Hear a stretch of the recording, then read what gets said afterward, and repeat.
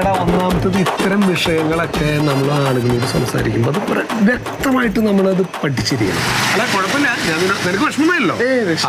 അല്ല പിന്നെ ഒരു അറിവ് ഒരാൾ പറഞ്ഞു തരുമ്പോൾ എത്ര കൊച്ചുകുട്ടിയാണെങ്കിലും അത് നമ്മൾ കേൾക്കാം.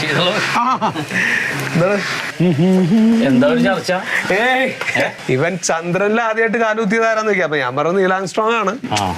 അതിനുശേഷം പിന്നെ ആരെങ്കിലും പോയിട്ടോ നോക്കിയാണേ ആരുവാൻ. അതിനുശേഷം എന്തോരം ആളുകൾ പോയേക്കണ്. നിന്നോട് ആരാ പറഞ്ഞ ആരും പോയിട്ടില്ലെന്ന്?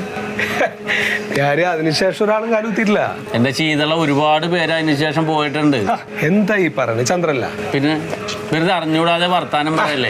അങ്ങനെ നമ്മളിതൊക്കെ വായിക്കണല്ലേ മാഷേ? വായിച്ചിട്ട് എന്താ കാര്യം? അപ്പോളോ 12, 13, 14 അങ്ങനെ 17 വരെ പോയിട്ടുണ്ട്. എന്തോ സാങ്കേതിക തകരാറുകൊണ്ട് 13-ന് അവിടെ ഇറങ്ങാൻ പറ്റിയിട്ടില്ല. ഒരുപാട് പേര് പോയിട്ടുണ്ട്. നമ്മുടെ അറിവിലില്ല അങ്ങനെ ഒരു സംഭവം ഉണ്ടായിട്ടില്ല എന്നുള്ളതാണ് എന്റെ വിശ്വാസം. നീൽ ആംസ്ട്രോങ്ങിന് ശേഷം ആള് പോയിട്ടുണ്ടെന്ന് ഞാൻ പറയുന്നു. എത്ര രൂപക്ക് പറ്റുന്നത്? ഒരു 500 രൂപക്ക് പറ്റി.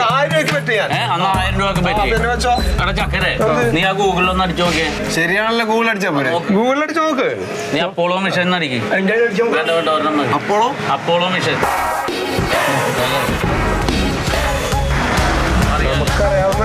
വെറുതെ നിന്നുണ്ട് അല്പം. ഞാനും എനിക്ക് വ്യക്തത ഉള്ളതുകൊണ്ടല്ലേ മിസ് പറഞ്ഞത്. നോക്കാലോ. അപ്പോളോ 17 വരെ പോയിട്ടുണ്ട്. ഞാനല്ലേ പറഞ്ഞത്.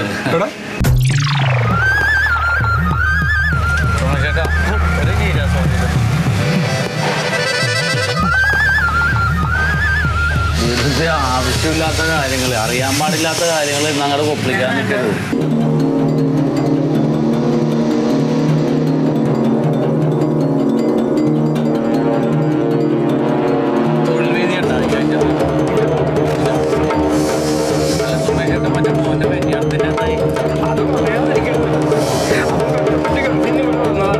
കല്യാണത്തിന്റെ വരവ് വർഷം പെണ്ണ് വേറെ കൂടെ ഒളിച്ചോടിക്കും. അവനിത് വലിച്ചിട്ടുണ്ടാവൂലെന്നേ, അവന് വേറെ നല്ലത് കേട്ടു.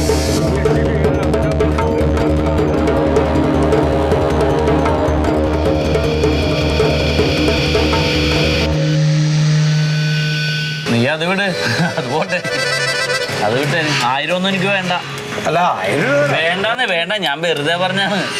നമ്മൾ ഈ ഗെറ്റപ്പിലൊക്കെ നിന്നിട്ട് മണ്ടത്തരം പറഞ്ഞാലേ പിള്ളേരത് വിശ്വസിക്കും ചിലപ്പോ. അറിയാവുന്ന കാര്യം പറഞ്ഞാ പോരെ. അപ്പൊ അങ്ങനെയാണ് കാര്യങ്ങള്. അല്ല ചീതള പോകണ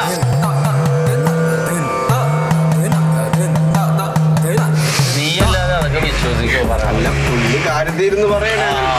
നരകത്തിൽ പോകുന്നത് കേട്ടാ.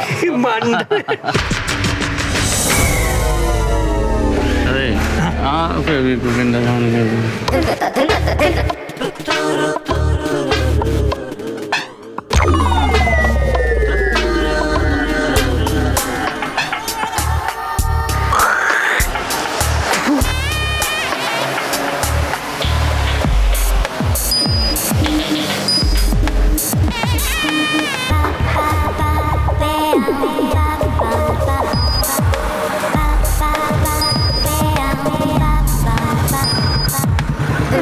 Ding